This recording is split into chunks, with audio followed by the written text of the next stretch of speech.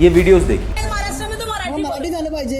क्यों भाई? आलंच पाहिजे मराठी. क्यों मराठी आना चाहिए भाई? आलंच पाहिजे. मराठी सीखना मराठी, नहीं तो दुकान बंद कर तेरा. ये बिहार में जा.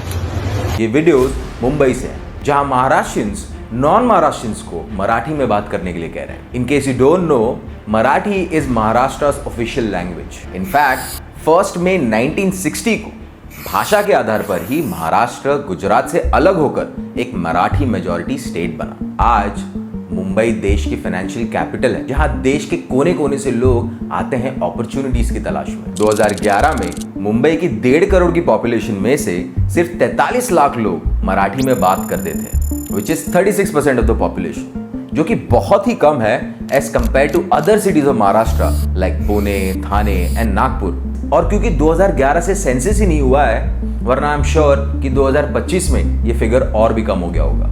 आज मुंबई में ऐसे कई डिफरेंट लोकेशंस हैं जहां डिफरेंट लैंग्वेजेस के लोग उस जगह को डोमिनेट करते हैं, वहां के कल्चर को, रहन सहन को, यहाँ तक कि खान पान को भी. जैसे कि मुलुंड वेस्ट का इलाका, जो कि प्राइमरीली एक गुजराती जैन डोमिनेटेड एरिया है. यहाँ पकाना तो दूर, नॉनवेज मंगाना भी कुछ इलाकों में इज लुक डाउन अपॉन. और इस प्रॉब्लम का सामना तृप्ति देवरेकर को झेलना पड़ा, जो ऑफिस ढूंढ रही थी रेंट पर इस इलाके में. और क्योंकि वो महाराष्ट्रियन थी, इट वाज अज्यूम्ड कि ये नॉनवेज खाती या पकाती होंगी, इसलिए उन्हें यहाँ की एक सोसाइटी ने ऑफिस रेंट करने से मना कर दिया. ऐसे कई किस्से हैं, जैसे कल्याण में अखिलेश शुक्ला नाम के एक गवर्नमेंट एम्प्लॉय ने इसी नॉनवेज के चक्कर में अपने मराठी नेबर के साथ हाथापाई कर ली और धमकी भी दी कि सीएम के ऑफिस से फोन करवाऊं. ये बात न्यूज में काफी चली. इस पर शिवसेना उद्धव बालासाहेब ठाकरे फैक्शन ने सीएम देवेंद्र फडणवीस से कहा कि बीजेपी के राज में मराठियों के साथ क्या क्या हो रहा है. पर सीएम फडणवीस ने कहा कि मुंबई मराठियों की है, ऑपोजिशन खामखा इस मुद्दे को पॉलिटिकल कलर दे रही है. और एक इंपॉर्टेंट क्वेश्चन किया कि किसके राज में मराठी भाषी मुंबई छोड़कर दूर आउटस्कर्ट्स में रहने चले गए. आज के इस वीडियो में हम इस मुद्दे को डिस्कस करेंगे कि कैसे मुंबई देश की सबसे नॉन महाराष्ट्रियन सिटी बन गई और क्या कारण है कि मुंबई में महाराष्ट्रियंस की पॉपुलेशन दिन बर दिन कम होती जा रही. I am Ankit Shukla and you are watching simply समझो.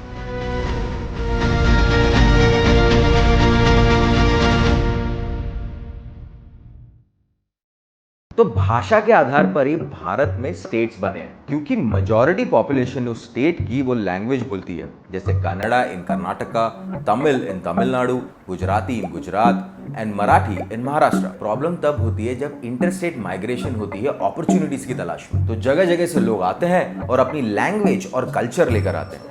और जैसे इनकी पॉपुलेशन बढ़ती है, इनका स्फीयर ऑफ इन्फ्लुएंस भी बढ़ता है, जिससे लोकल्स को अपॉर्चुनिटीज तो कम मिलती ही है, बट मोर इंपॉर्टेंटली उनकी नेटिव भाषा भी धीरे धीरे रिप्लेस होती जाती है. मुंबई में भी वही हुआ, और ये आज से नहीं, बहुत पहले से हो रहा है. जब मुंबई बॉम्बे थी और 7 अलग अलग आइलैंड्स थी, जिसको 1661 में पोर्टुगीज ने डावरी में ब्रिटिशर्स को दी. जब कैथरीन ऑफ ब्रेगांजा की शादी किंग चार्ल्स II से हुई, किंग चार्ल्स को ये आइलैंड्स फालतू लगते थे, इसलिए उन्होंने सालाना 10 पाउंड सोने के रेंट पर ये islands British east India company को दे दी, जो ये आइलैंड्स की वैल्यू समझते थे.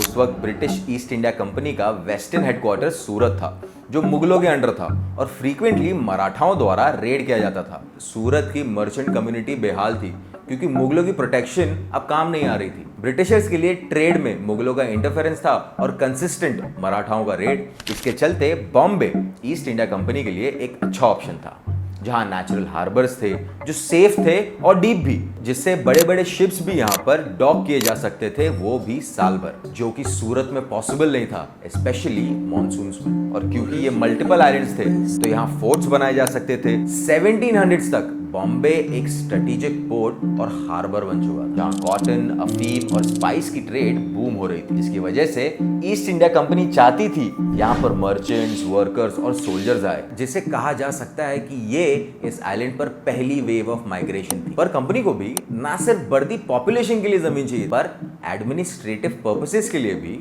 इन 7 आइलैंड्स का एक सिटी होना बहुत जरूरी था. इसलिए ब्रिटिशर्स ने लैंड रेक्लेमेशन शुरू किया 1782 में, हॉर्नबी वेलार्ड प्रोजेक्ट के नाम से, जिसने वर्ली को बॉम्बे आइलैंड से जोड़ा.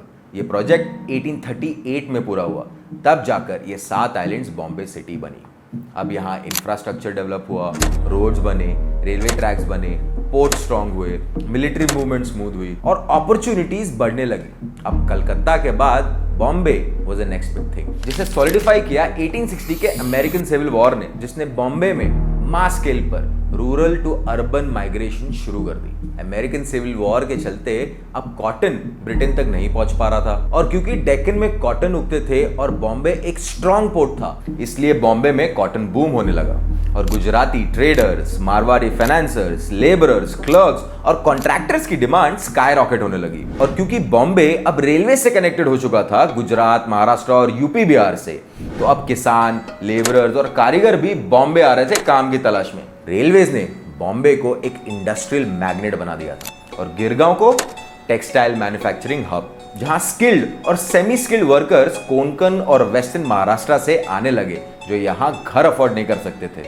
इसलिए चॉल्स में रहने लगे। इसलिए आज भी आपको गिरगांव में मैक्सिमम मेजॉरिटी पॉपुलेशन महाराष्ट्रियंस की मिलेगी। ये वो वक्त था जब बॉम्बे से यूरोप, अफ्रीका और ईस्ट एशिया से जबरदस्त ट्रेडिंग शुरू हुई थी। बॉम्बे डॉक देश का बिजिएस्ट पोर्ट बन चुका था। अब यहाँ कूली, गोदाम मजदूर और सेलर्स की डिमांड बढ़ रही थी। इस डिमांड को पूरा किया माइग्रेंट्स ने, जो रत्नागिरी, गोवा, कर्नाटका, तमिलनाडु और केरला से आए, जो माजगांव, डोंगरी, रे रोड और स्यूरी जैसे इलाकों में सेटल हुए। बट बॉम्बे सिर्फ ट्रेड कैपिटल ही नहीं, ब्रिटिशर्स चाहते थे कि अब ये एडमिनिस्ट्रेटिव और एक लीगल कैपिटल भी बने, जिसने अब एक सर्टेन क्लास ऑफ पीपल को भी अट्रैक्ट करना शुरू किया। 1862 में बॉम्बे हाईकोर्ट बनी और जरूरत थी यहाँ जजेस, लॉयर्स, क्लर्क्स, ट्रांसलेटर्स की, जिन्होंने उर्दू स्पीकिंग मुस्लिम्स को यहाँ लाया लखनऊ, इलाहाबाद और दिल्ली से, जो ट्रेडिशनली लॉ, लिटरेचर और एडमिनिस्ट्रेशन में माहिर थे। ये सेटल हुए डोंगरी, भेंडी बाजार और नागपाड़ा जैसे इलाकों में। बॉम्बे कैपिटल था बॉम्बे प्रेसिडेंसी का। ब्रिटिश चाहते थे इंग्लिश स्पीकिंग एग्जाम्स में हाई परफॉर्मर्स जो ब्रिटिश की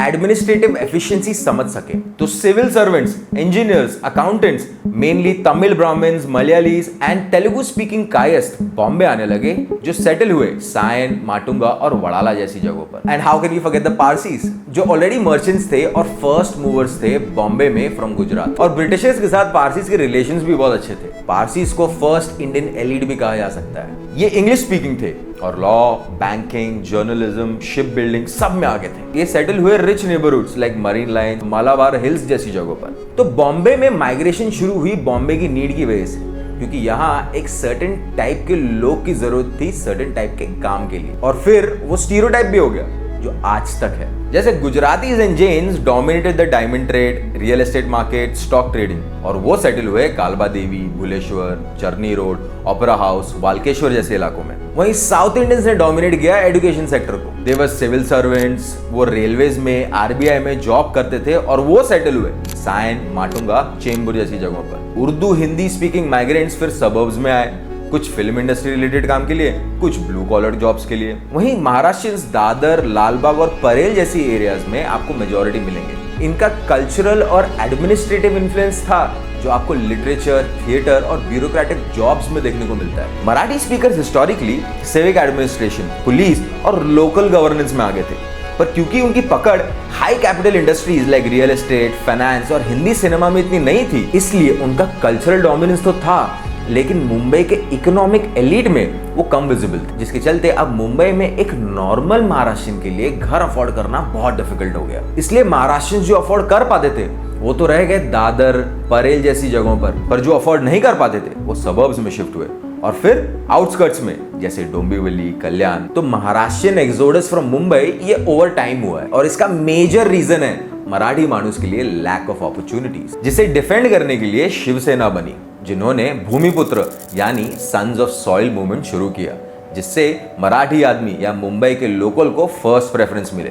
फिर राज ठाकरे की महाराष्ट्र नवनिर्माण सेना ने भी जोर दिया मराठी लैंग्वेज बोलने पर, जो कि जरूरी भी है मुंबई में, क्योंकि जो यहाँ सालों से पला बला है उसे यहाँ की लैंग्वेज तो आनी चाहिए, लेकिन लैंग्वेज प्यार से सीखी जाती है, जोर जबरदस्ती से नहीं, जो कि कुछ एमएनएस के कार्यकर्ता कर रहे हैं, जो कि हाल ही में सुर्खियों में था। महाराष्ट्र में कौन सी भाषा बोली जाती है?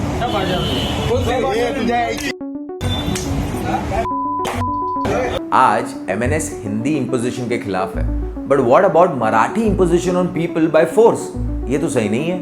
आज मुंबई, बैंगलोर और तमिलनाडु में लोकल लैंग्वेज की प्रॉब्लम इसलिए भी है क्योंकि अपॉर्चुनिटीज वही हैं और हेवी माइग्रेशन से रीजनल लैंग्वेज खत्म होने का डर रहता है लोकल्स में। कभी कभी ये पॉलिटिकल हो जाता है, कभी कभी इमोशनल, जो भी है, पर एक बात तो है, I am born and brought up in Mumbai and I am a non Maharashtrian. और इतने सालों में मैं एक बात तो जरूर जानता हूँ कि महाराष्ट्रियंस इनटॉलरेंट नहीं है, ये एक बहुत ही वेलकमिंग कम्युनिटी है। आज मुंबई एक कॉस्मोपॉलिटन सिटी है जिसे देश का मेल्टिंग पॉट भी कहते हैं। यहाँ हर कल्चर के, हर लैंग्वेज के लोगों के लिए जगह है महाराष्ट्रियन लोगों की वजह से। तो किसी ने सही कहा है कि भारत की एक आइडियल सिटी क्या होगी, जहां दिल्ली का इंफ्रास्ट्रक्चर होगा, बैंगलोर का वेदर और मुंबई के लोग हो, और ये लोग महान राष्ट्र के महाराष्ट्रियंस हैं। पर डू यू फील कि यहाँ जो सालों से रह रहा है उसे एटलीस्ट यहाँ की लोकल लैंग्वेज आनी चाहिए? आप हमें कमेंट्स में बताइए and don't forget to subscribe to simply Samjho for more such interesting videos. I am Ankit Shukla